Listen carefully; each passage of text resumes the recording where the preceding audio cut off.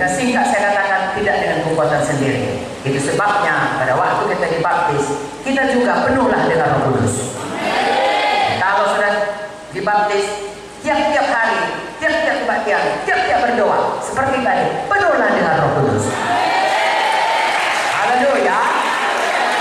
Sebab kita dengan kuat bukan dengan gagah kita melakukan semua perbuatan-perbuatan manusia lama itu kita matikan, lalu kemudian hidup dalam manusia baru hanya oleh Roh Kudus.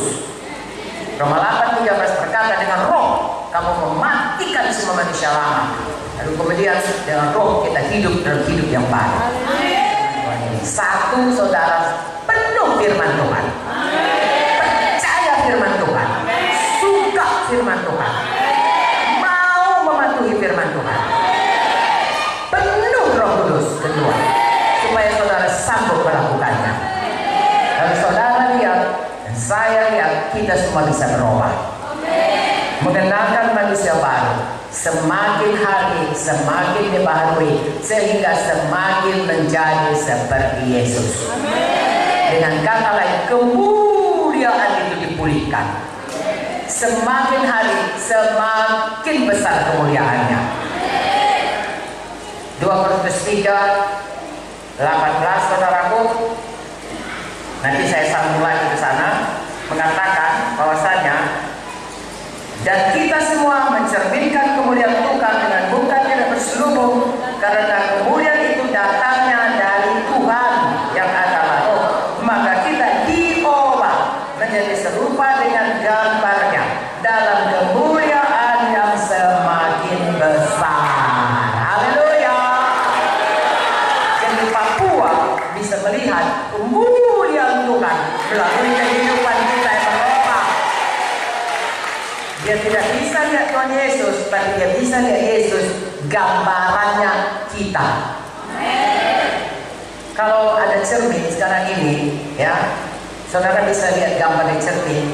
Saudara tidak lihat saya, tapi saudara bisa lihat Ibu Munte di cermin itu. Oh begitu Ibu Munte. Amin. Saya ulangi. Kalau ada misalnya cermin sekarang ini, katakanlah di sana, saudara nggak lihat saya. Kalau misalnya saya ditutup di sini, tapi saudara bisa lihat saya. Dan kadang-kadang orang kalau mau mencuri lihat kan dia buat sepinggir cermin, orangnya nggak tahu, rupanya kita udah lihat dia semua, entah lagi ngapain kan. Nah begitulah, kita tidak lihat orangnya, tapi kita melihat gambarannya. Gambaran itu bukan orangnya, tapi gambaran itu memperlihatkan bagaimana keadaan orang itu sesungguhnya. Kita ini gambaran Tuhan Yesus diciptakan. Tuh orang tidak melihat Tuhan Yesus, orang tidak tahu Tuhan Yesus, bahkan tidak pernah dengar ada Yesus, tapi dia bisa lihat gambaran Yesus dari hidup kita yang diobatkan hari lepas hari. Makanya kita sungguh-sungguh mengikut Tuhan, supaya kekasih kita, saudara-saudara kita, orang-orang di sekitar kita, yang dalam jangkauan kita, teman kita sekantor, kawan kita kuliah, sekolah, saudara-saudara kita, sepupu-sepupu kita, orang-orang yang kita jumpa waktu belanja, dan nggak lihat Yesus, tapi dia lihat gambaran Yesus dari hidup kita. Haleluya. Itu sebabnya kita berubah, supaya dilihat oleh mereka gambaran manusia baru. Kalau dia lihat gambaran manusia lama, tidak ada bedanya dengan orang berdosa. Dia tidak melihat gunanya mengikut Yesus. Tapi kalau kita meninggikan Yesus, memuliakan Yesus, firman Tuhan berkata, kalau Yesus ditinggikan, dia akan menarik orang datang kepadanya. Jiwa-jiwa datang kepada Tuhan, kepada gerejanya, kepada keselamatan. Saya bacakan manusia baru dalam Efesus 4 tadi, contoh-contohnya. Kita semua tahu hukum 10, saudaraku. Hukum 10 itu mulai dari hukum 1 sampai hukum 4 mengenai Tuhan. Jangan ada padamu ilah lain, jangan menimpaku, jangan menyebut nama Tuhan sia-sia, jangan tidak hormati hari Sabat. Itu mengenai hubungan dengan Tuhan. Mulai hukum 5 sampai hukum 10, bagaimana kita mengasihi sesama manusia. Hormati orang tuamu, jangan membunuh, jangan berzina, jangan mencuri, jangan berdusta, jangan ingini milik orang lain lagi, dan seterusnya. Saudaraku, hukum-hukum lainnya banyak di dalam hukum Taurat.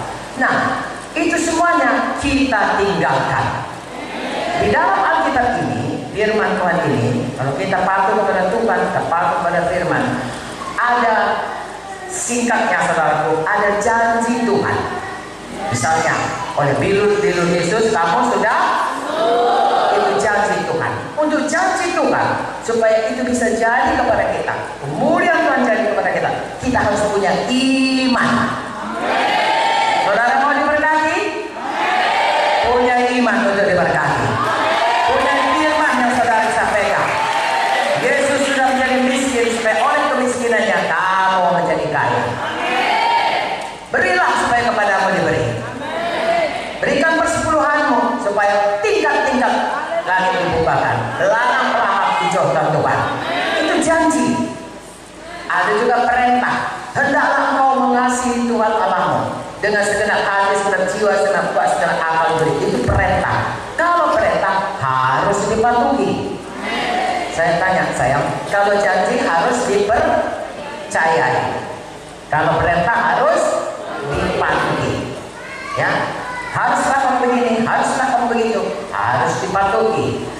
Ada lagi larangan, jangan. Kalau sudah dikatakan Tuhan jangan dikerjakan. Kalau dikatakan Tuhan buat, harus dibuat. Kalau katakan Tuhan janji, harus dipercayai. Haleluya. Sangat mudah mengikut Tuhan.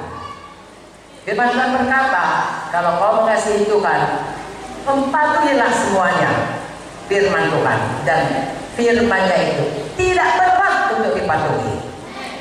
Begitu banyak janjinya, percaya saja.